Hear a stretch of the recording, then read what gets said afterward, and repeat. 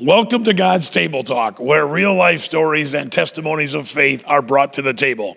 I'm your host, Paul Eck. So right now on God's Table Talk, I'm talking with Mike Sullivan, who joins us via cell phone from Juliet, Wyoming. And Mike, first thing I want to ask you, just kind of give us a little brief history of Mike Sullivan's life, where you were born and kind of through your childhood up to adulthood. Well, I was July 15th of 1970, I was born in Sasebo, Japan. I lived there for almost 3 years. Then from there, we moved to Fountain Valley, California. And in 1976, after my dad got done with whatever he had to do with his radiology studies, we moved to Casper, Wyoming, and that's where he became a radiologist. And me and my brothers and sisters, we grew up there. I graduated from high school in 1990. I've been in and out of college since then. Are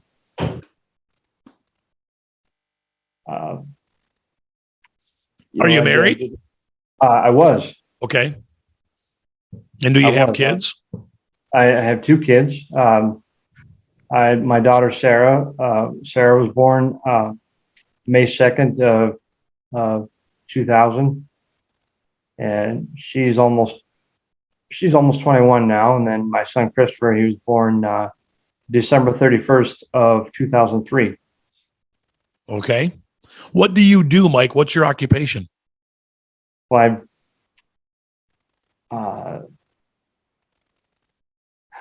I'll say I'm a jack of all trades, a master at none. I've done predominantly heavy equipment operating and welding, machining.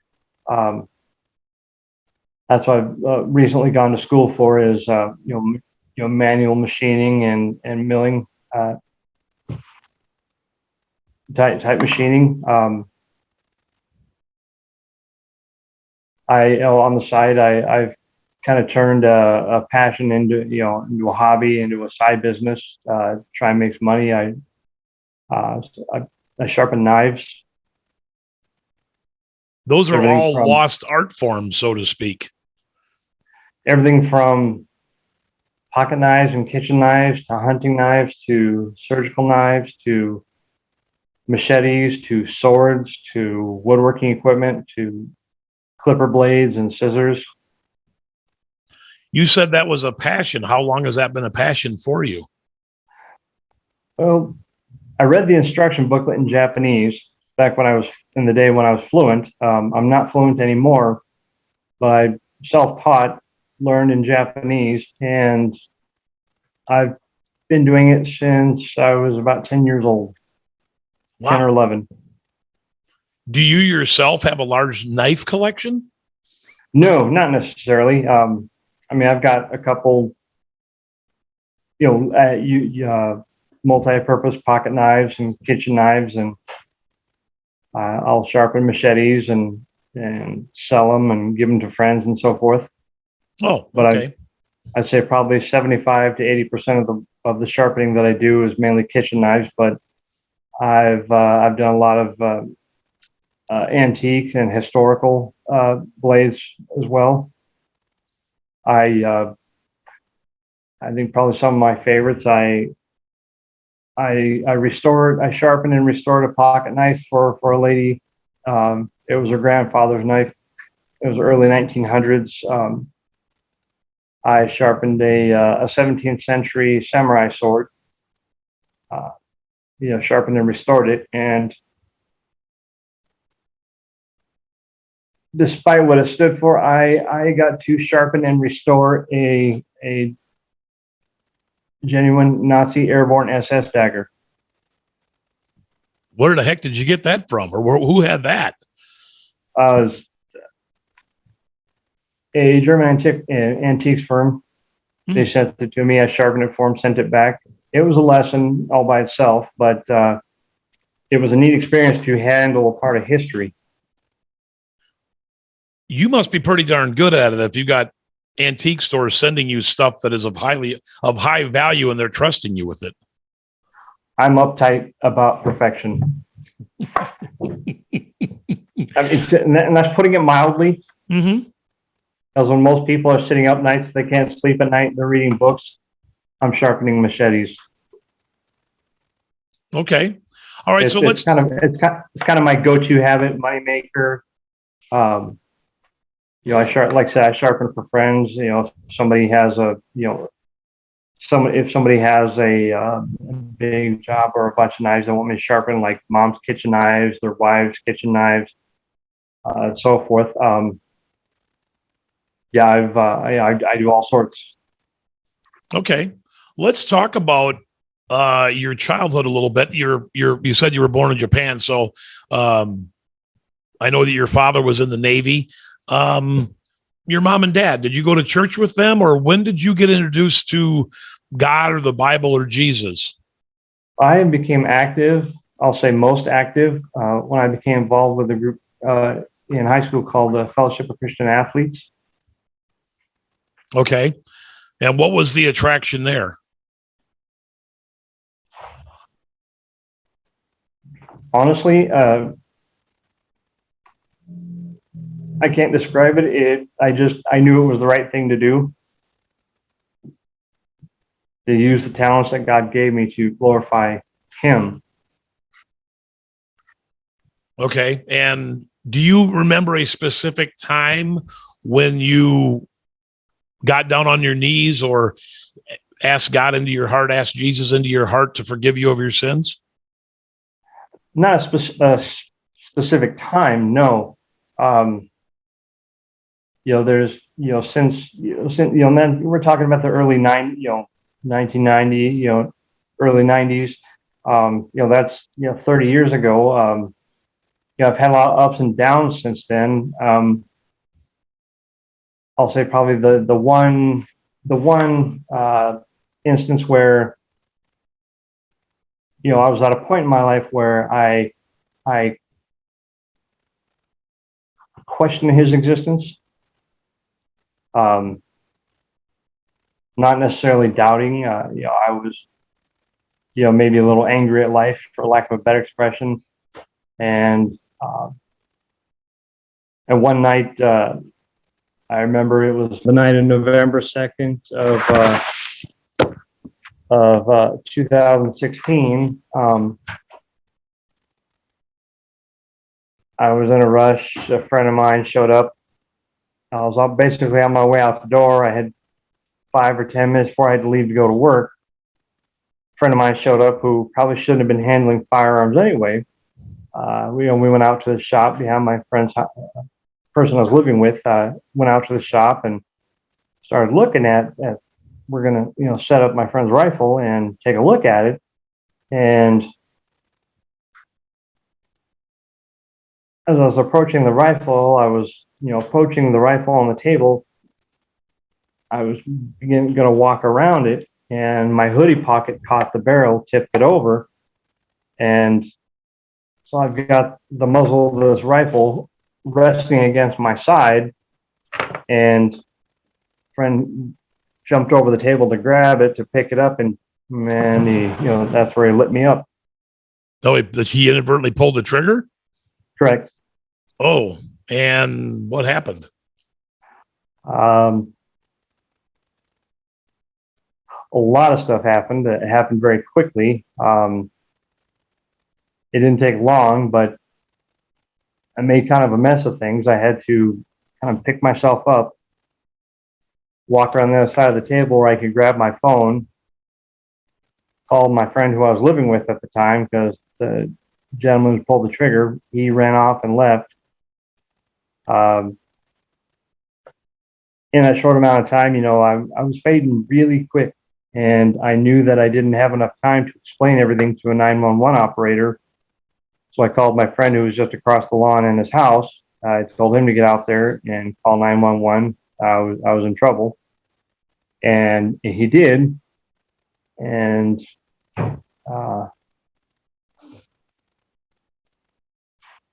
I remember, in the space of several minutes, I'd gone from extreme pain, can't catch my breath, to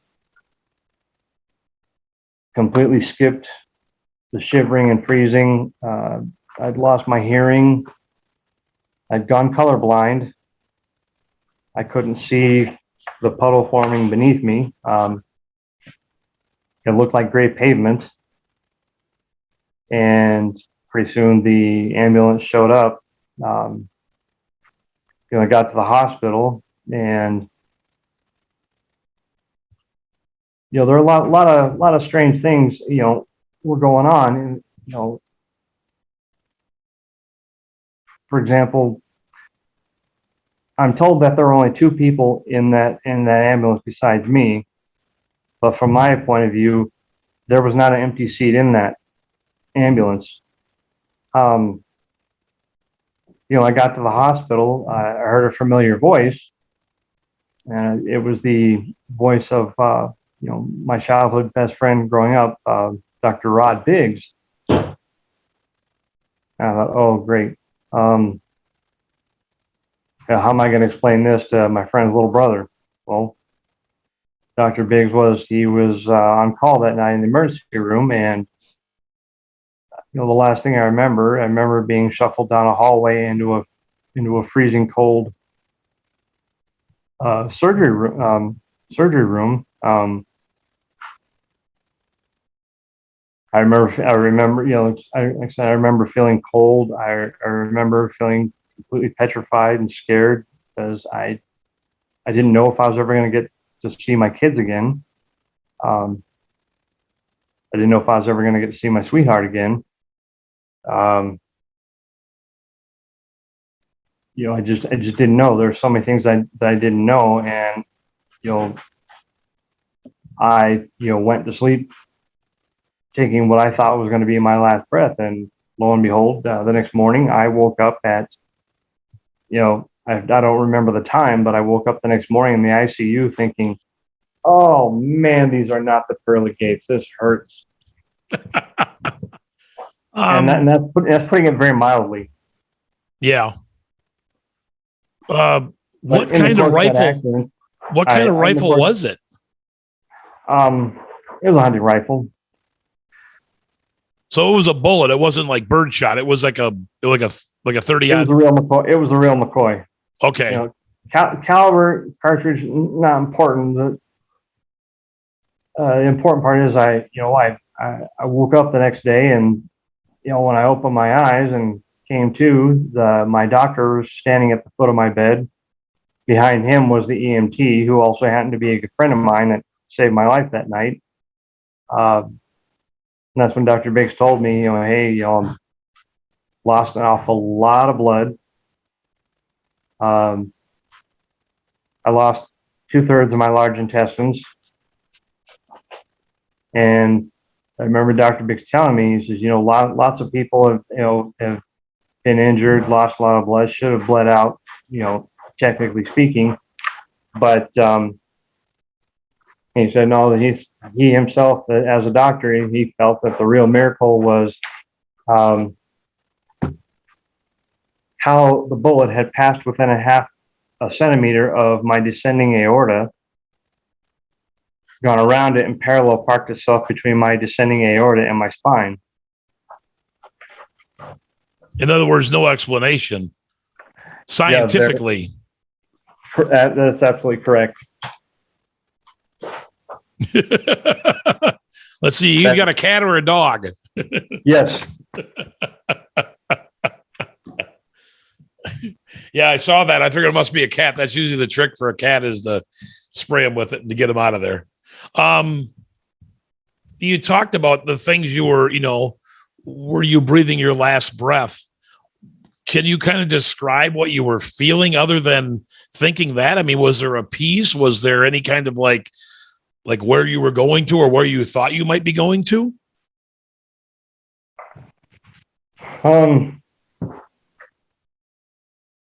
I remember looking down at myself and seeing this purple, blue, black and blue and purple body that was normally fair skinned, because I'm a carrot top. I'm really fair skinned. Well, I was blue, purple, splotchy. I was a mess. I remember seeing a lot of familiar faces, but yet I didn't know anybody. I felt like I had felt like I interrupted a cocktail party. A lot of people, nicely dressed, not too nicely dressed. Um, I don't remember a whole lot beyond that, except no one would acknowledge me. Any No idea where one. you were? I At that time, no. I knew, I was in the Campbell County Memorial Hospital emergency room.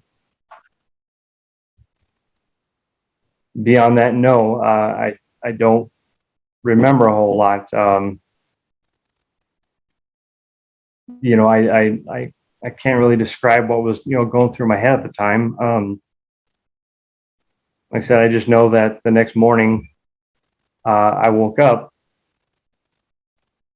and I probably said a few choice words, but after that conversation, with Dr. Biggs and and the EMT that arrived on scene and saved my life, but that's kind of when the reality of it set in, of what had happened and how serious it was. And I'm thinking to myself, what, there's no possible way I could have survived that if God hadn't spared me. There's just no way.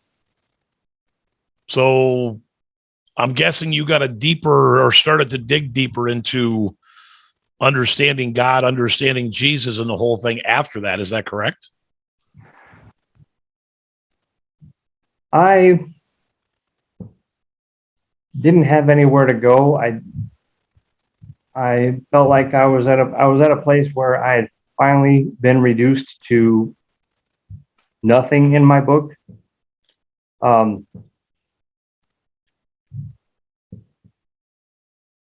didn't have anything except my good name and my kids. I pretty much lost everything that I had. And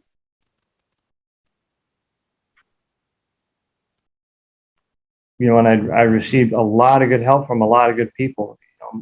My family flew in from where they're from in the country.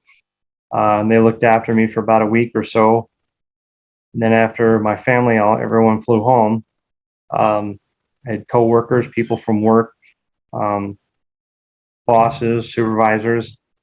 I had somebody staying with me, round the clock until I was able to care for myself. And wow, I'm not used to people being so, outwardly helpful and being glad to do it. I never had to ask them. The whole time, that was November 2nd. I didn't get to go back to work. I wasn't cleared for another month, which was probably a bit soon. But I was still cleared to go back to work.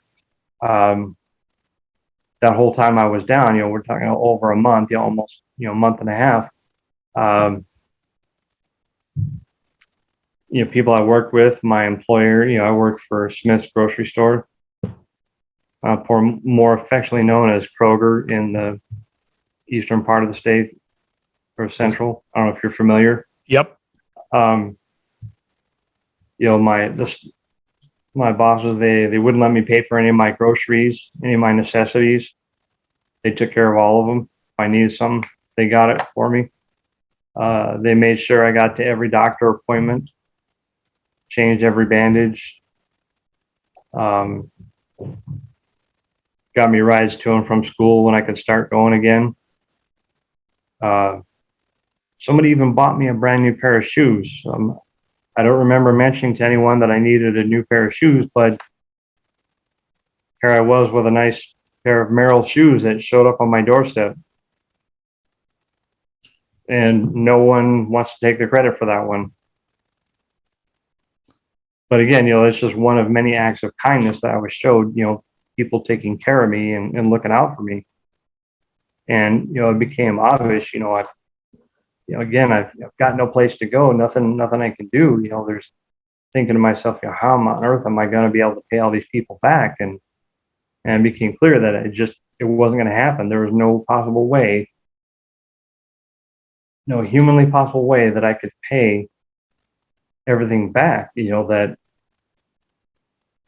I didn't know how else to say thank you, to these people or to God himself. And so I spent that time, rethinking, the way I was living, and basically, turn my life around. And that I decided that I was just going to do it. I was just going to live in honor of that second chance that God gave me. And so I lived, to pay it forward, to be helpful, to, help others as I've been helped. And I have met some of the most awesome people along the way.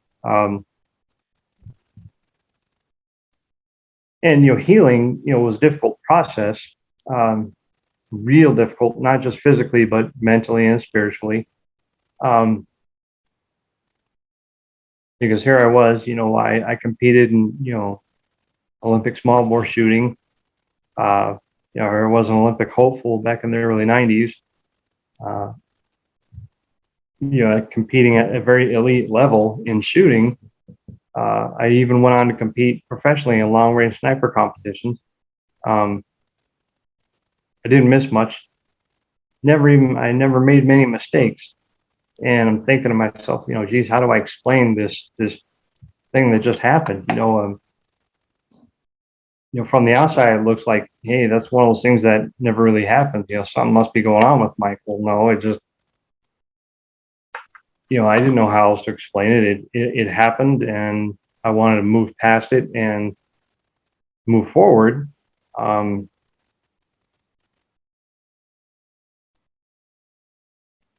So for, as time went on, people asked, say, what happened to you, Mike? And I absolutely hated having to explain it, because I'd explain all these things that I went through, and people would strangely, I'd tell them what happened, how it happened, how I survived and so forth. And pretty soon people were like, they didn't really want a whole lot to do with me. And it got to me after a while. And so it was, for a long time, for several years, it was a huge source of shame and embarrassment. For you, what's that? For you, it was a source of shame and embarrassment. You felt like they were rejecting you because of what you had gone through? Basically, a mistake was made that probably could have been prevented. And there's me, Mr. Professional sniper. What bothered me about it is it looked more like a suicide attempt, which it was not. But I had no other way to explain. A friend of mine did something stupid. Well, where's your friend at? Well, don't know, and I don't care. And that's the honest truth. I'll leave that part out of it. Well, like I said, for a long time, it was a huge source of shame and embarrassment. And eventually, I remember I made the acquaintance of and have since become good friends with a friend of mine. Her name's Jolene Stokes Olson. We began talking about what had happened, and I knew her as a very staunch Christian, and I remember telling her about what had happened and everything that I had been through, and the problems that I had with talking about it, and so forth. And I don't know how she did it, but in the course of that 39-minute conversation, she taught me how to look at it differently, through example, explanation in scripture. She basically taught me how to turn this source of embarrassment and shame around and turn it into a source of strength and pride, to exemplify the good works that God does in our lives. And I can totally understand what you're saying because, and this is just a personal thing on mine, I was a victim of a Catholic priest when I was a teenager, and I went on about a 25-year run of alcohol and womanizing and all that sort of thing. And when I got saved, that was one of the things I kept asking God is, how can what happened to me there be good? And God said, let me show you. And so he has. And it's now maybe the strongest part of my testimony is that very thing that was one of the most vile, evil things that ever happened to me. So I can totally understand what you're saying and where that comes from. And does it amaze you that because you and I should mention, we found each other on TikTok, and your story is an amazing story. Does it still take you back a little, or not take you back, but does it still surprise you that what you once thought of was shame is now something you use to help people come to a realization of God and Jesus? And yeah, the thoughts that go through my head are, why didn't I realize that stuff sooner? Why couldn't I realize that stuff sooner? Well, the thing is, I've been around the Bible before. I read the Bible lots. I hadn't read it very devoutly or seriously in a number of years, probably 15 years. It'd been a while. I used to belong to I'll say all the tips and tricks of ministering to people. I'd kind of forgotten the process and so forth, but I still had some of the scripture memorized, not specific examples, and just as simply, as calmly, and as enthusiastically and plain as day, my friend Jolene Stokes Olson taught me a better way to look at it. It made sense. It made sense. And that fast, I kind of laughed at myself. Why was I ever scared? Why was I ever upset? Why was I ever ashamed? Why did I ever cry about it? And so on this path that I've been on, like I said, I've met some of the most amazing people, and one day I thought to myself, wow, God introduced me to perhaps the most beautiful soul on the planet, Jolene, and she basically let me in on kind of how she sees life. I think, she showed me by example. I don't remember verbatim the conversation, but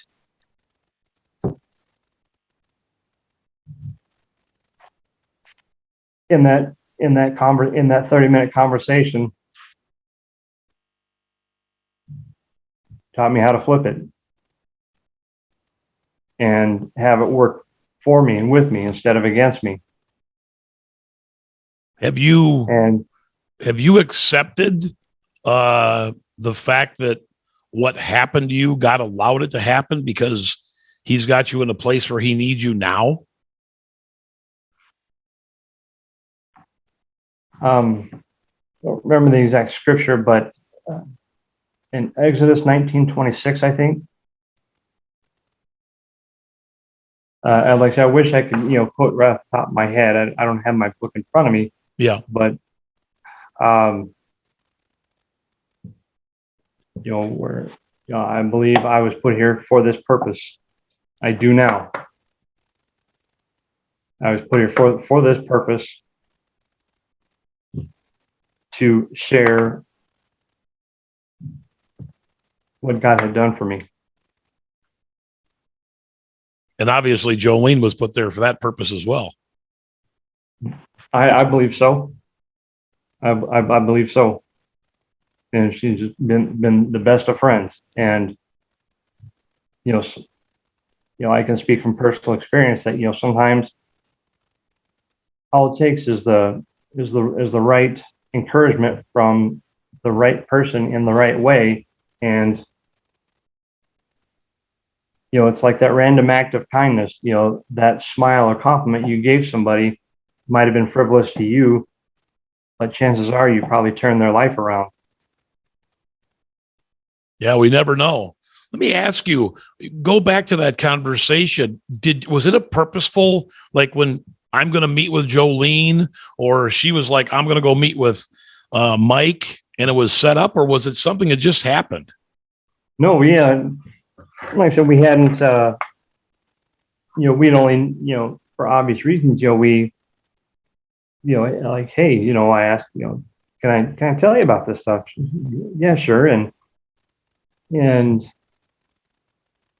I was kind of a big chicken just because she didn't know me from Adam, and I really didn't know her except for our association through Facebook and in our various conversations. And so, I remember thinking, I don't want her to, I don't want this nice person to think I'm a stranger or anything like that. But it was totally not like that. She, has treated me like like she treats everybody. Very nice, very polite, cordial, very friendly, and it was such a relaxed conversation because I didn't have anything or anybody to be afraid of. And I think it was that mood, that tone, that demeanor that set the tone of the conversation. And I was able to think without panicking or bawling or hiding out in my room for the next 2 months or up until that point. I'll be honest with you, I had some really unhealthy coping habits. Don't go out much. I didn't like to go out much.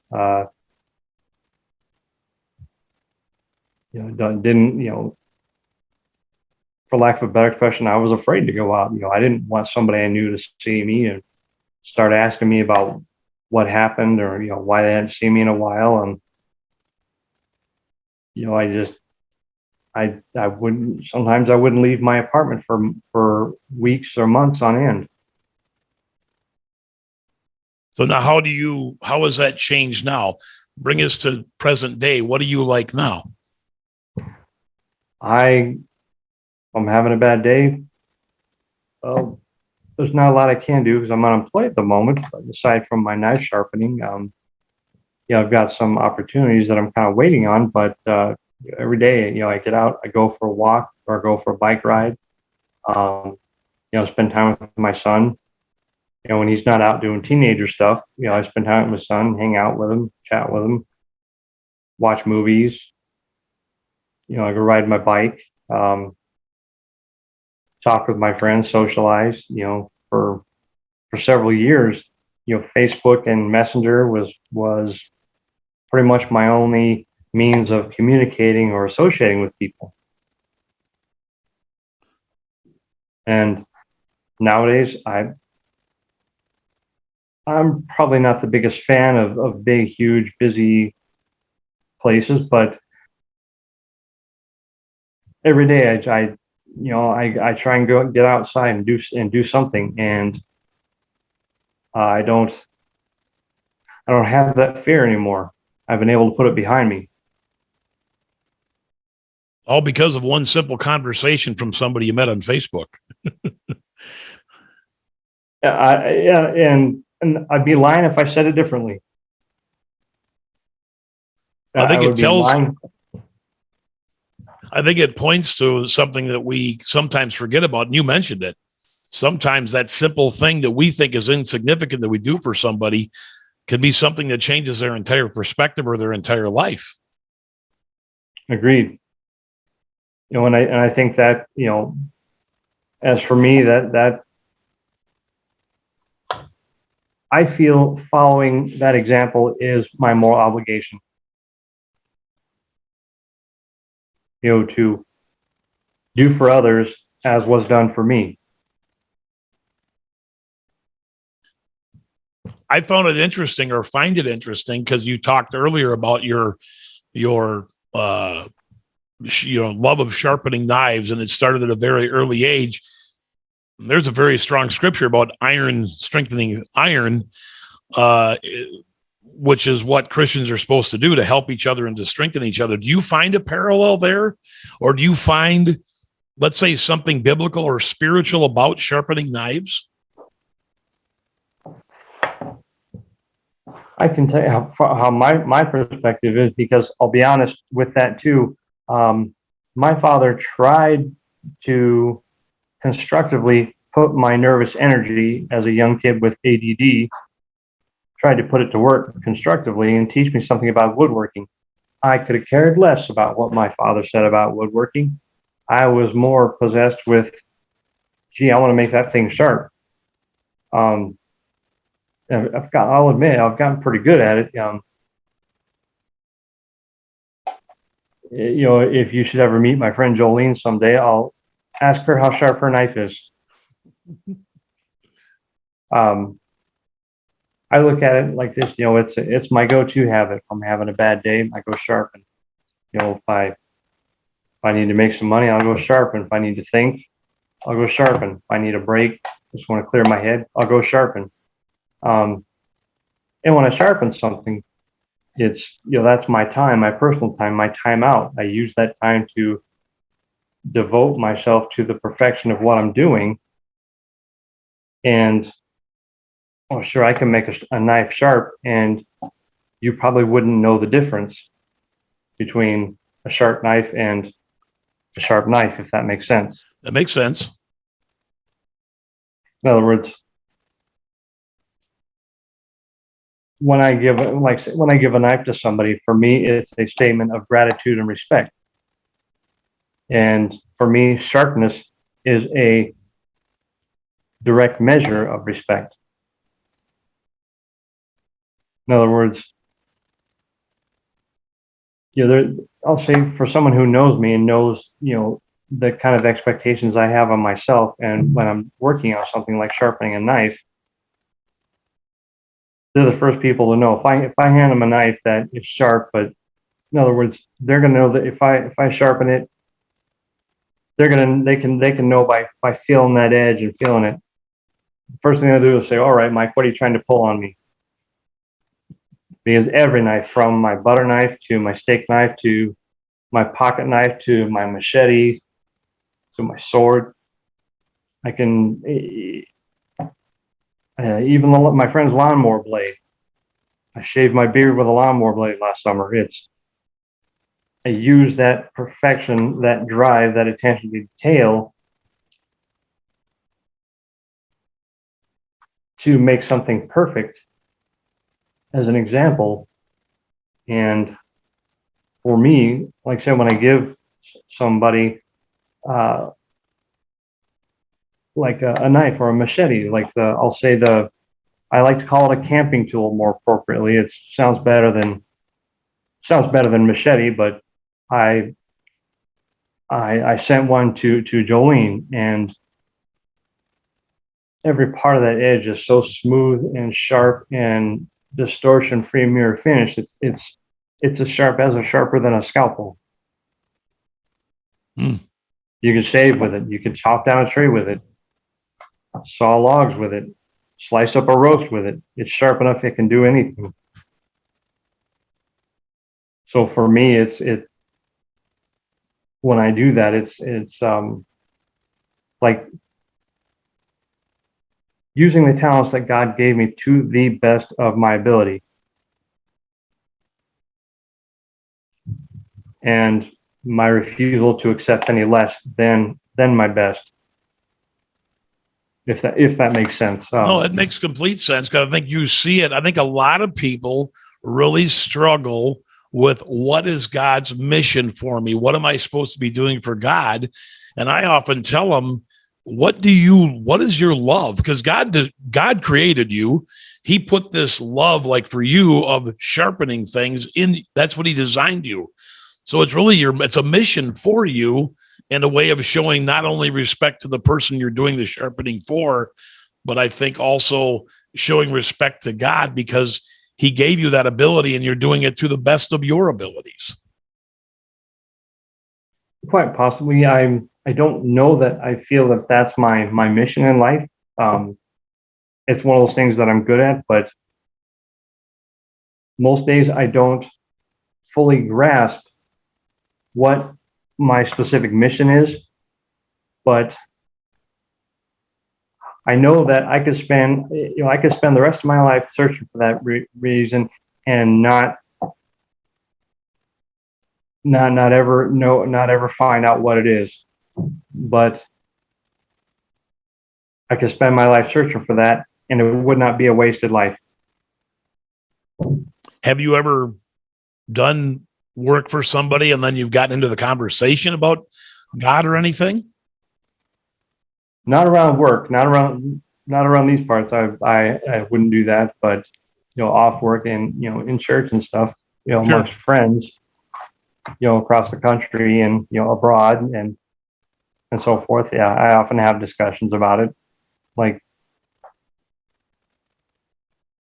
I'm kind of selective about how I say it and who I say it to, because if somebody just wants to know, what was it like getting shot? Well, use your sense, man. What do you think it's like getting shot? Well, most people don't want to grasp that it was a very spiritually enlightening or trial by fire, so to speak. I believe that it was, because there is no other possible way that I could have made it unless God had stepped in for me. There just is no way. You don't go through stuff like that inexplicably and not have answers. The only answer, the one answer is clear. God spared my life. I'm here for a reason. I haven't yet found that reason, but someday I will. I know that I will, and hopefully I'll get to spend my last days making some special lady happy, I guess. Yeah. It is a journey and it is an adventure. We're not promised that we're going to get one job and just do it, because anybody who's been on this road knows that God will take you places sometimes you don't expect to be taken to. And that's the truth. I mean, I've been to the brink of death and back, but given the person that I was and the way that I was, I think it's probably safer to, in my case, it's probably safer to say that I had to be brought to my knees like that, or I might not ever have gotten the picture.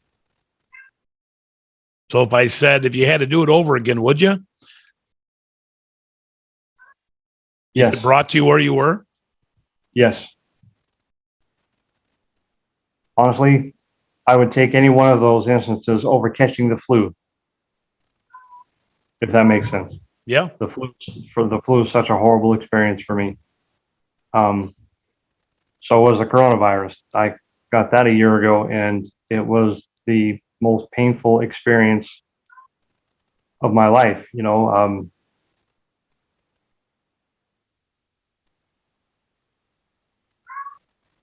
Every spot on my body where I'd either broken a bone, dislocated a joint, been shot, stabbed, or had surgery, every single spot felt like it was on fire, brand new, and had just happened.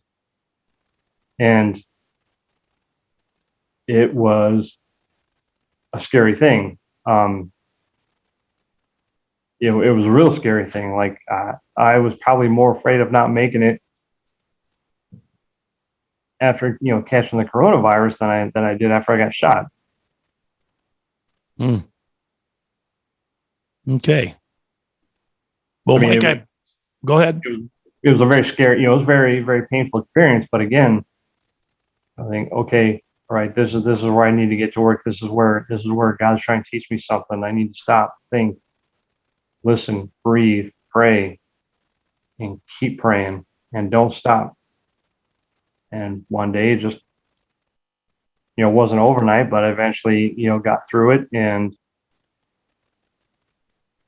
only to realize that it's not impossible. It's just not very pleasant. Like a lot of things in life. I wish I didn't have to go through the things that I went through to meet my friend Jolene, or I wish I could have met her under normal circumstances, but my circumstances weren't normal. And